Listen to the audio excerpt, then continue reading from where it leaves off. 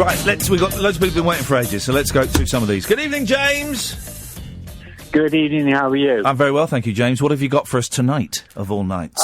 What I've got is, the antiquated honours list that we seem to have at the moment. Oh, you have a point about something in the news agenda. Yes, the antiquated honours list, yes. Right, Nick Clegg is presumed to be given a knighthood when it comes out. Now, my gripe with that, he's just doing his job. Yes. Now, Keith Palmer, who protected Parliament, gave his life for democracy, should be awarded posthumous knighthood, and the 3 police officers that took on those assailants on Westminster Bridge, one with a baton, 2 off duty, that almost died, they should be given knighthood. Well, hang on a minute. Because if we take... And I'm not saying I agree or disagree, right?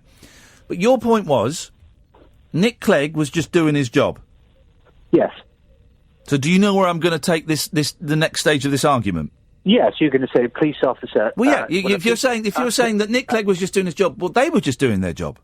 No, unarmed police officers going into the melee... Yeah. ...that knew... That's their job. These men... But you don't go out every day to expect to be killed, do you? Well, yeah, unfortunately, in the police force, I guess it would have to be in the back of your mind that is a possibility, yeah. Yeah, but if we're going to put it that way, the MP that came rushing out to the House of Commons that gave Keith Palmer first aid, that man, took wherever he was running, that man went out, didn't care about his. Here's the thing. You're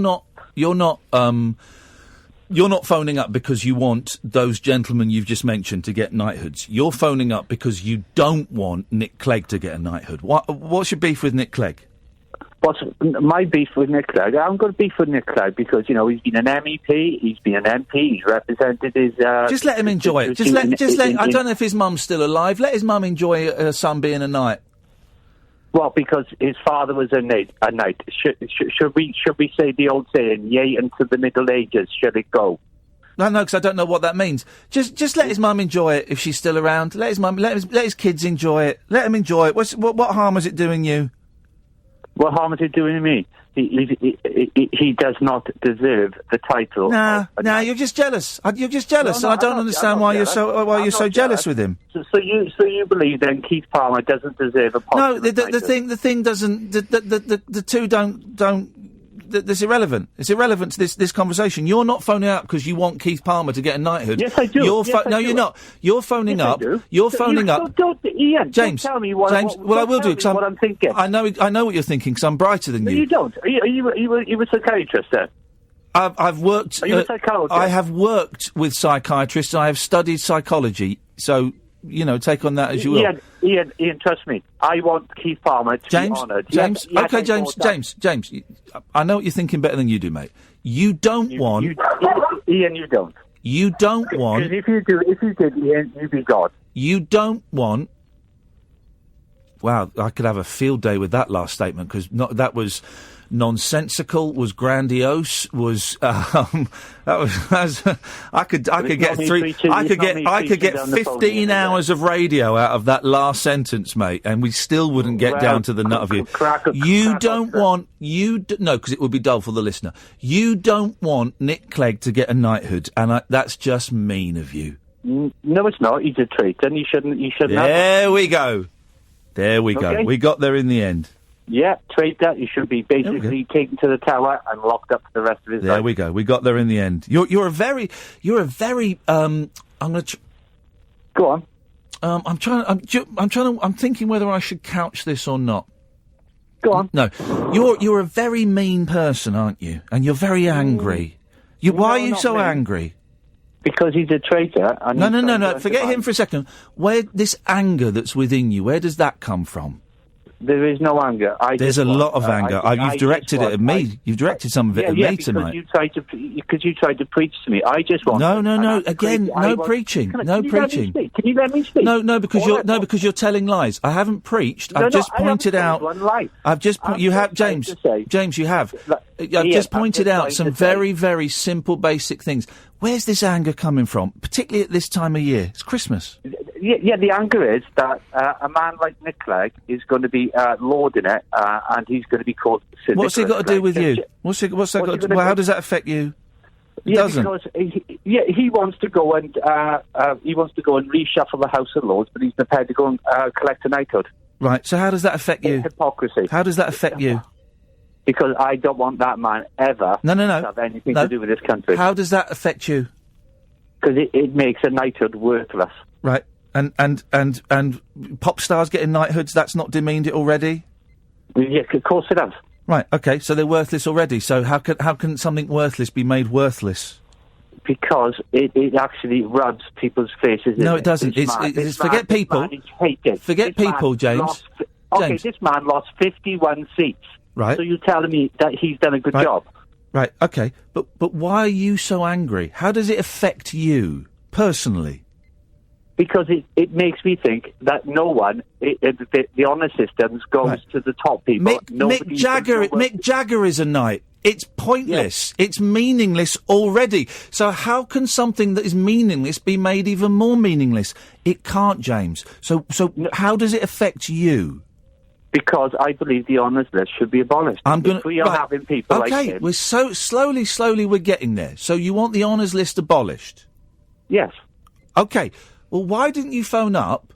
Well, hang on a minute. Then what about those coppers you were talking about, that you're so passionate that they should get knighthoods? If the honours list is abolished... Yeah, let me finish, James, because this is really interesting here. If the honours list is abolished like you want it to be, then how will those coppers that you were so passionate about getting knighthoods, how would they be rewarded?